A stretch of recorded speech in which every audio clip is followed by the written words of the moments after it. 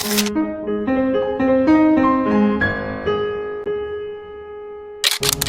po si Nur Haifa P. Barambangan. Ako si Husna H. Daud. At ako naman po si Samarato Calvi R. Idris. Kami ay mga maranaw ng kabataan na may layuning itampok at ipagmalaki ang kahanga-hangang pamana ng ating lahi. Sa vlog na ito, samahan ninyo kami sa isang paglalakbay sa puso ng arkitekturang pamana, ang Turugan. Maaring tanungin ng iba, ano nga ba ang turugan? Simple lang. Ang turugan ay palasyo ng mga datu at sultan, ang pinakamatayog na simbolo ng kapangyarihan, dignidad at sining ng ating lahi. Ngunit higit pa riyan, ang turugan ay isang buhay na patunay ng katalinuhan ng ating mga ninuno, ng malalim na paggalang sa kalikasan at ng masining na espiritu ng mga maranaw. Halina't tuklasin natin kung paano ito itinatayo, ano-ano ang mga bahagi nito at ano ang kahulugan ng mga disenyo at simbolo na bumabalot dito. Higit sa lahat, alamin natin kung paanong ang turugan ay nananatiling buhay na kwento ng ating pagkakakilanlan.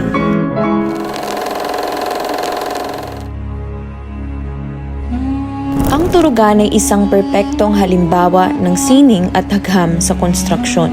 Hindi ito basta-bastang bahay. Isang masusing proseso ang kinakailangan upang matiyak ang tibay, kagandahan at espiritual na kahalagahan ng bawat bahagi. Una, ang turugan ay mula sa malalaking troso. Ang mga pangunahing bahagi ng turugan ay gawa mula sa matitibay na kahoy tulad ng antipolo, molave at nara. Mga kahoy na kilala sa kanilang tibay at kakayahang tumagal sa kalikasan. Pumili ng mga kahoy na angkop sa klima at kalikasan ng Lanao del Sur upang masigurado ang matibay na pundasyon ng turugan. Ang mga poste ng turugan ay malalaki at gawa sa buong puno na nakatayo sa matibay na bato upang maiwasan ang pagdapon ng anay o anumang salot. Pangalawa, alam nyo ba na ang turugan ay binubuo ng walang pako? Sa paggawa ng turugan, hindi ginagamit ang pako.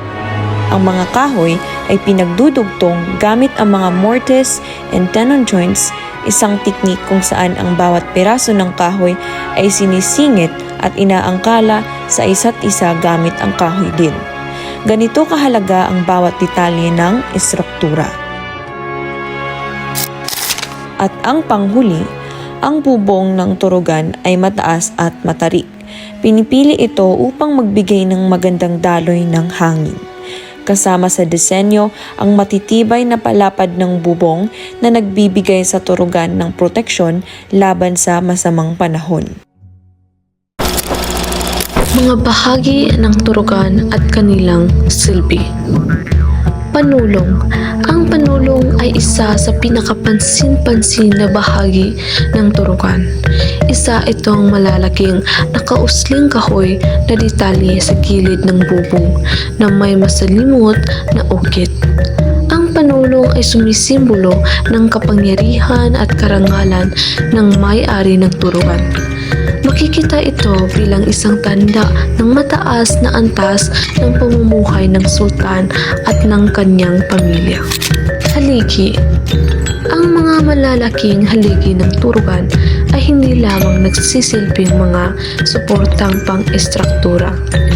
Ang mga ito ay simbolo ng katatagan at lakas ng komunidad. Ang bawat haligi ay nakatayo sa matibay na bato upang protektahan ang turugan mula sa natural na kalamidad at salot tulad ng anay. Ang bubong, ang matalik na bubong, ay may dalawang layunin. Una, upang magbigay ng proteksyon sa mga tao laban sa masamang panahon. At pangalawa, upang magbigay ng simbolikong koneksyon sa Diyos at sa kalikasan. Ang taas ng bubong ay nagpapakita ng mataas na posisyon ng may-ari ng turugan at ang kanilang pagiging malapit sa Diyos.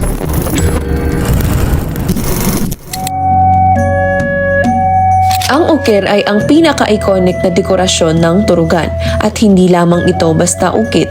Ang bawat linya at hugis ng ukir ay may malalim na kahulugan at koneksyon sa kalikasan, espiritualidad at kasaysayan ng mga Maranao.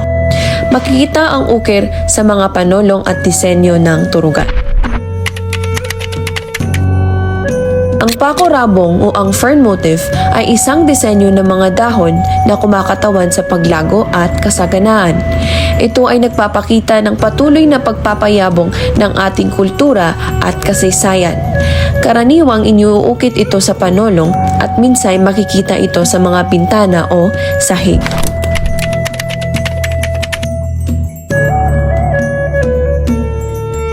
Ang naga o ang serpiente ay isang simbolo ng proteksyon. Ang motibong ito ay ginagamit upang ipakita ang lakas at kapasidad ng may-ari ng turugan na protektahan ang kanilang bayan at pamilya mula sa mga panganib. Sarimanok. Ang sarimanok, ang maalamat na ibong may mahahabang pakpak at katawan na may kalakip na kayamanan, ay simbolo ng swerte at pagpapala. Tinuturing itong isang sigisag ng yaman at tagumpay. Ito'y karaniwang inilalagay bilang dekorasyon o sculpture sa loob ng turugan.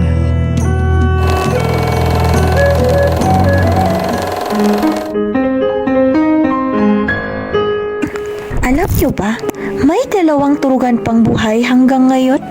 Sa kabila ng paglipas ng mga dekada at ng modernisasyon, may dalawang turugan na natitira at buhay na buhay pa hanggang sa ngayon.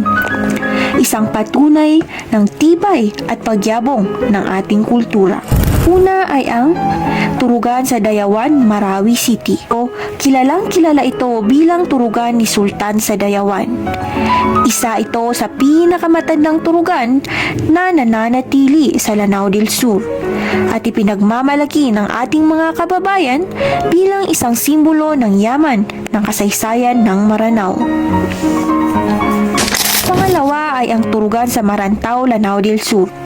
Itinayo ni Sultan sa Kawayan, Makaantal noong panahon ng mga Amerikano at idiniklara ng National Museum bilang isang National Cultural Treasure noong 2008. Ang turugan na ito ay isang perpektong halimbawa ng kasanayan sa arkitekturang Maranao.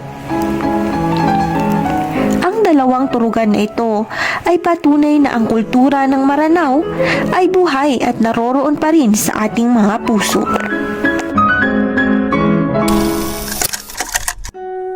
Paano nga ba natin mapapanatili ang ating mga turugan? Una ay pagpapahalaga at pagpaparehistro. Pagpaparehistro ng mga turugan bilang mga National Cultural Treasures upang maprotektahan ang kanilang kahalagahan. Pangalawa ay restorasyon at pangangalaga. Pangangalaga ng mga lumang turugan gamit ang mga ekspertong arkitekto at conservators. Pangatlo ay edukasyon at pagtuturo. Pagtuturo sa kabataan tungkol sa kahalagahan ng turugan sa ating kasaysayan at kultura.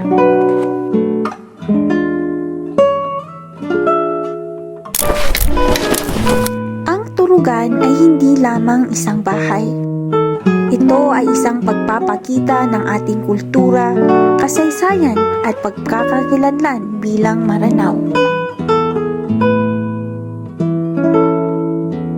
Tungkulin natin bilang kabataan at mga tagapagmana ng pamana na ito na pangalagaan at ipagmalaki ang ating mga turugan na isa sa ating pinakamahalagang pamanang arkitektural.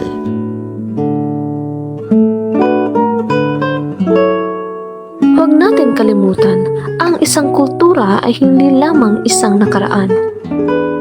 Ito'y kwento natin ngayon at ng mga susunod pa. Pero bilang kabataan, paano nga ba natin mapapangalagaan ang ganitong uri ng pamana? Sa gitna ng makabagong teknolohiya at unti-unting pagkalimot sa ating ugat, handa ba tayong maging tagapagtanggol ng ating kultura? O hahayaan na lang ba nating mabaon sa limot ang kwento ng ating lahi?